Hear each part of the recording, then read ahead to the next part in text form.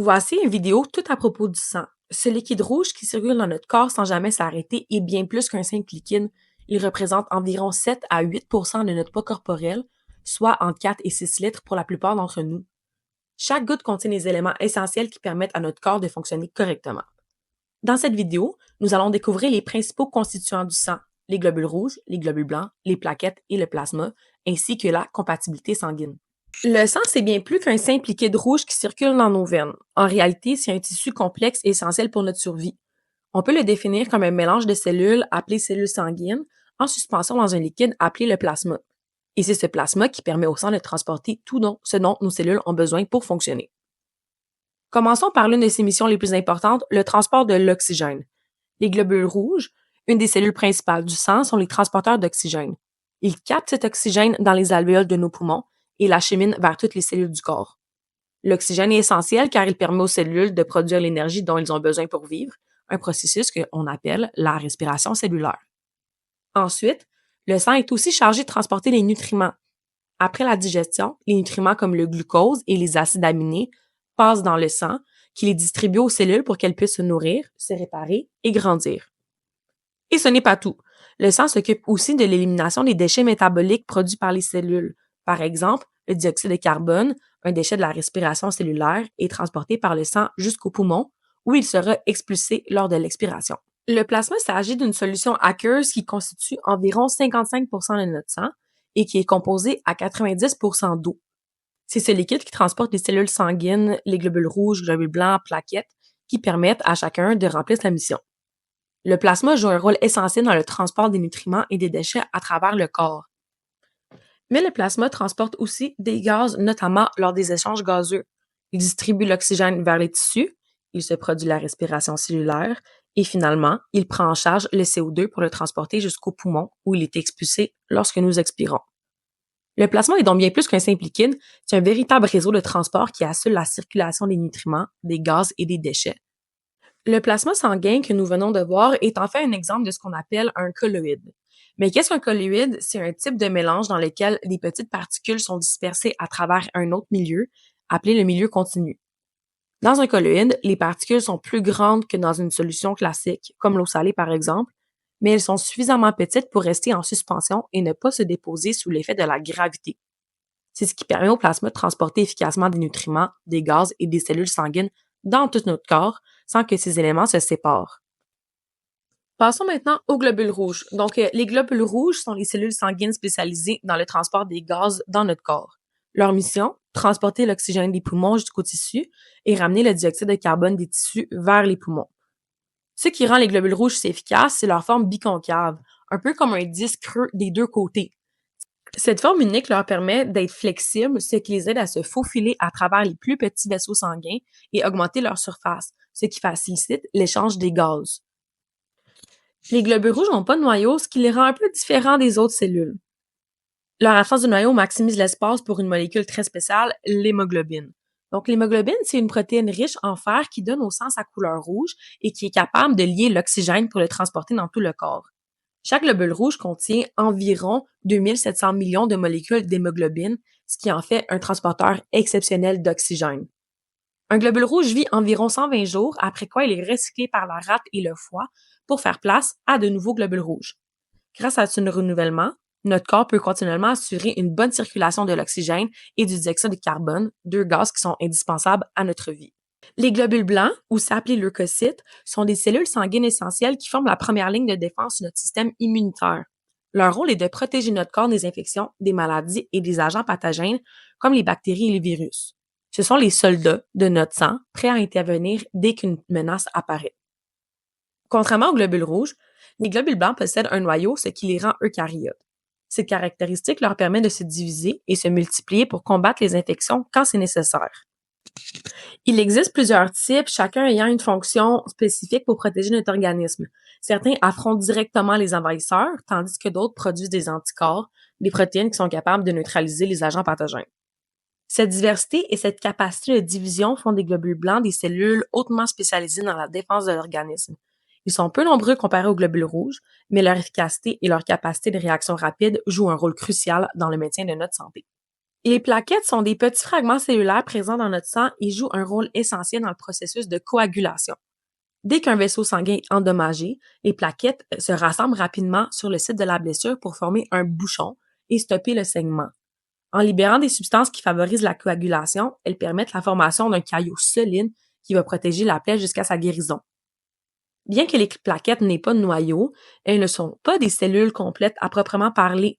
Ce sont plutôt des fragments et leur petite taille, entre 2 et 3 micromètres de diamètre, leur permet de se déplacer facilement dans les vaisseaux sanguins. Leur absence de noyau signifie qu'elles ne peuvent pas se diviser, mais elles restent très efficaces pour accomplir leur mission. Les plaquettes sont donc les réparateurs du sang, toujours prêtes à intervenir en cas de besoin pour éviter une perte de sang excessive et pour assurer que notre système circulatoire reste intact et fonctionnel. Voici comment fonctionne la coagulation. Premièrement, il y a l'adhésion. Donc, lorsqu'une lésion se produit dans un vaisseau sanguin, les plaquettes sont rapidement attirées vers les parois du vaisseau endommagé. Elles s'adhèrent aux surfaces blessées, formant le premier point de contact et commencent le processus de réparation. Une fois que les plaquettes sont adhérées, elles libèrent des granules contenant des facteurs de croissance et des molécules spécifiques. Ces substances sont cruciales pour favoriser non seulement la coagulation du sang, mais aussi l'inflammation, un processus qui aide à la guérison. Ces facteurs agissent comme des signaux, attirant d'autres plaquettes et cellules immunitaires vers le site de la blessure. Après avoir adhéré et libéré leurs granules, les plaquettes commencent à s'agréger entre elles, ce qui va former un amas dense. Ce processus crée un bouchon plaquettaire qui joue un rôle essentiel dans la formation d'un caillot solide. Ce bouchon aide à sceller la plaie, empêchant ainsi la perte de sang et permet au processus de guérison de se mettre en place. Parlons maintenant d'une condition qui illustre l'importance de ces facteurs, l'hémophilie. Il s'agit d'une maladie génétique rare qui affecte la capacité du sang à coaguler correctement. Elle est causée par l'absence ou le dysfonctionnement d'un facteur de coagulation spécifique. Les personnes atteintes d'hémophilie présentent un risque accru de saignement excessif, même à partir de blessures mineures. Cela peut entraîner des hémorragies internes, des ecchymoses importantes et, dans certains cas, des complications assez graves. En raison de cette condition, les personnes qui ont l'hémophilie doivent faire très attention et éviter les blessures et peuvent nécessiter des traitements spécifiques comme des transfusions de facteurs de coagulation pour gérer leur état. Nous allons maintenant apprendre sur les types sanguins et la compatibilité sanguine.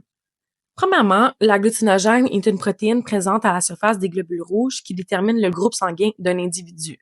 Il existe 3 types d'agglutinogènes. Premièrement, agglutinogène A, B et RH. Donc, lorsqu'il y a l'agglutinogène RH, c'est indiqué par le symbole positif plus. Par exemple, une personne ayant le groupe sanguin A+, possède les agglutinogènes A et RH sur ses globules rouges. En revanche, une personne avec le groupe sanguin O n'a pas d'agglutinogène A, B ou RH sur ses globules rouges, ce qui en fait un donneur universel. Les agglutinines sont des anticorps présents dans le plasma sanguin qui jouent un rôle crucial dans la détermination du groupe sanguin. Ces anticorps réagissent spécifiquement avec les agglutinogènes. Par exemple, une personne ayant des agglutinogènes A aura des agglutinines anti-B dans son plasma. Cela signifie que si cette personne reçoit du sang contenant des globules rouges avec des agglutinogènes B, une réaction immunitaire pourrait se produire, ce qui souligne l'importance de la compatibilité sanguine lors des transfusions. Prenons par exemple le type sanguin A+. Regardons les agglutinogènes. Donc, on rappelle, les agglutinogènes sont les protéines à la surface des globules rouges qui donnent le type sanguin. Le type sanguin A+, A, les agglutinogènes A, ainsi que l'agglutinogène RH+. L'agglutinine, c'est des anticorps présents dans le plasma sanguin. Le type sanguin A+, a des agglutinines anti-B. Il ne peut ainsi pas recevoir de sang d'un type sanguin avec des agglutinogènes B. Le corps va faire une réaction immunitaire et ça va causer une agglutination. Prenons l'exemple du type sanguin B-. Donc, l'agglutinogène du type sanguin B- est l'agglutinogène B. On se rappelle, le facteur RH veut dire qu'il y a un positif. Donc, s'il n'y a pas de positif, nous n'avons pas d'agglutinogène RH. En ce qui concerne les agglutinines, nous pouvons voir que le type sanguin B- a des agglutinines anti-A et anti-RH. C'est logique puisque son agglutinogène est juste B. Donc, forcément, il reconnaît l'agglutinogène A et RH comme des intrus. Donc, il va l'attaquer, ce qui va faire une agglutination.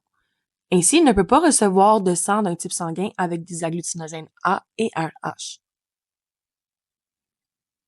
Passons maintenant au type sanguin AB+.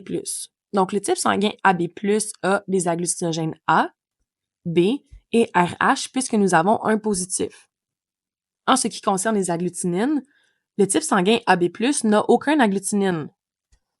Pourquoi? C'est parce qu'on reconnaît tous les types d'agglutinogènes à la surface des globules rouges, donc A, B et RH. Donc, il n'y a pas d'anticorps présents dans le plasma sanguin.